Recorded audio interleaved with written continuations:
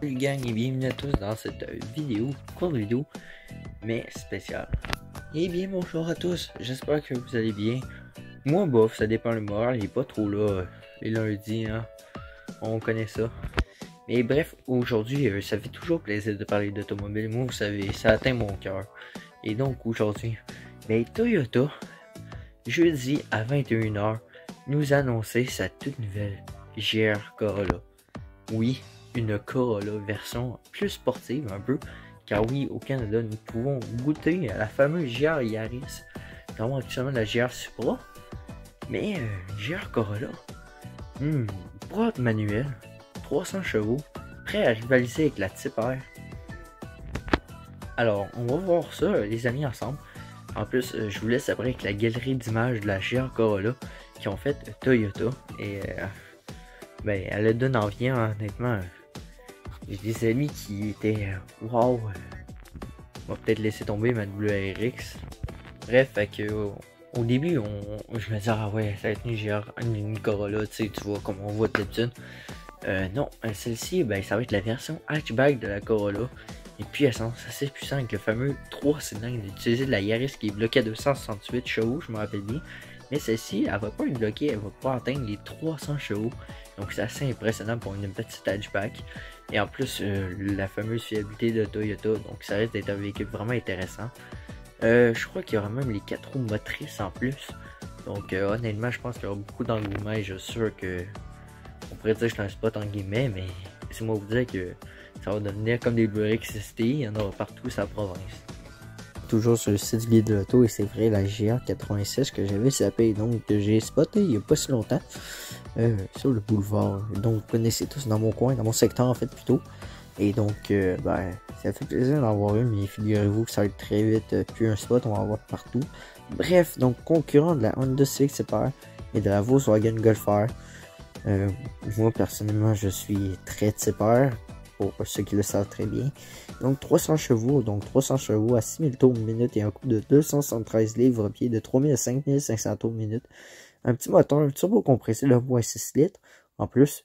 Donc moins de 2 litres, donc ça consomme peu. 3 cylindres, donc honnêtement ça s'annonce très intéressant.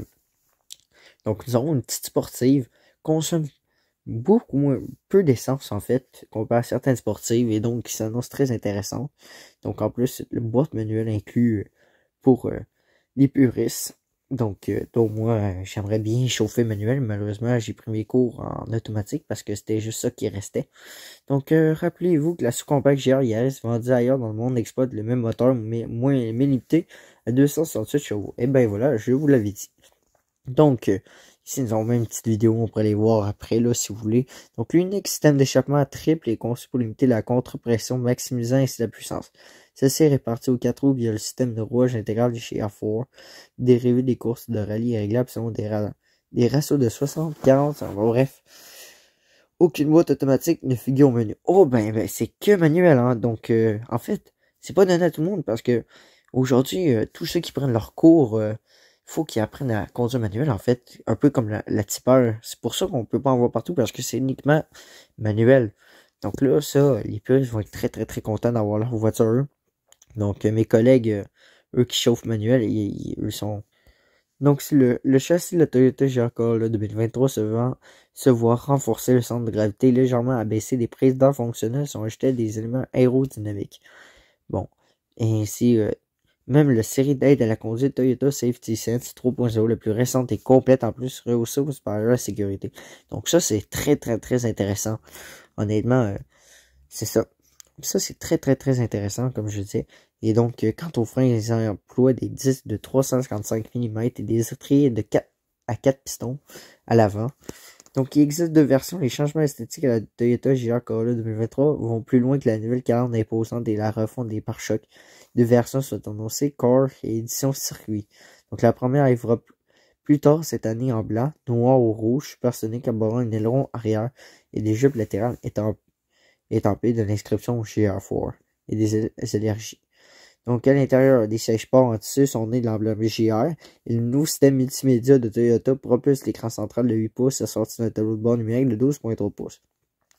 Donc en effet, avec mes cours de conduite, j'ai eu la chance de conduire une Toyota Corolla 9 de l'année 2021. Et donc l'écran, je peux vous dire qu'il est assez vraiment imposant. Et honnêtement, ça se conduit très bien. Je veux dire, tout est présent. Donc ça, c'est très très très intéressant.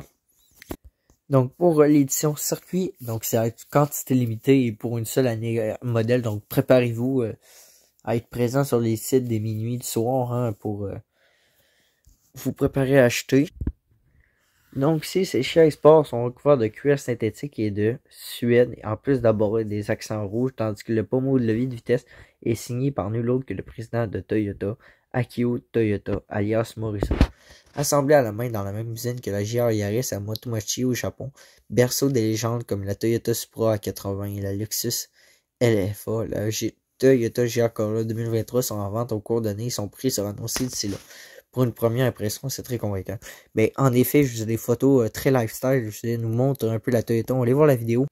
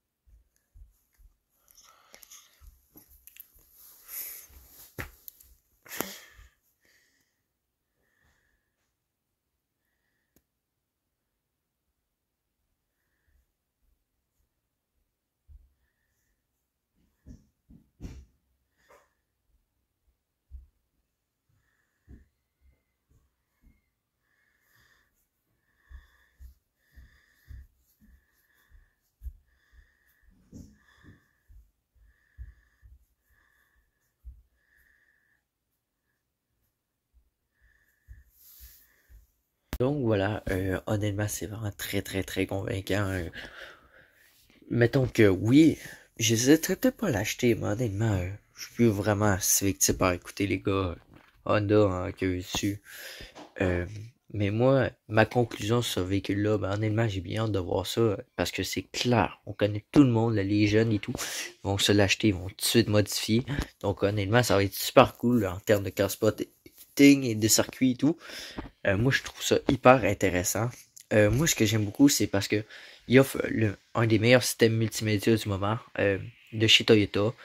Après ça, ben, elle est faite localement, je veux dire, au Japon, berceau des Supra, etc. Donc ça peut être intéressant. Elle n'est pas faite au Mexique ou tu sais, dans des pays, tu vois, style Russie et tout, ou que parfois on connaît bien, par exemple, Mazda, eux qui faisaient leur véhicule au Mexique, car ça au Canada, ben écoutez, la fiabilité était vraiment pas là. Aussi, je disais, les freins, tout a été refait dessus et ben, en plus c'est Toyota, donc la fiabilité risque d'être présente. Euh, on connaît les Toyota, Honda, bref, les JDM en général, c'est pas mal incassable, c'est intuable. On connaît très bien Toyota et surtout pour leur fameux Previa, leur véhicule laid un peu, tu vois, style wagon. On pourrait dire les mini fourgonnettes de l'ancien Sienna il y a longtemps. C'est intuable, on a envoyé à plus de 400 000 km, là, je vous disais, c'est intuable Toyota. Même chose pour Honda, bref. Donc ça risque d'être intéressant. Et puis parlant de ça, on va faire un même dossier là-dessus parce que Honda d'ailleurs vont répliquer très bientôt avec leur future nouvelle. Je pense à être la FK9 justement, la nouvelle Type R. Donc on voit à quoi qu'elle ressemble. Pour l'instant, les images sont vraiment pas convaincantes. Donc on va voir ça, mais c'est clair qu'elle va risque d'atteindre un coin de 320 chevaux.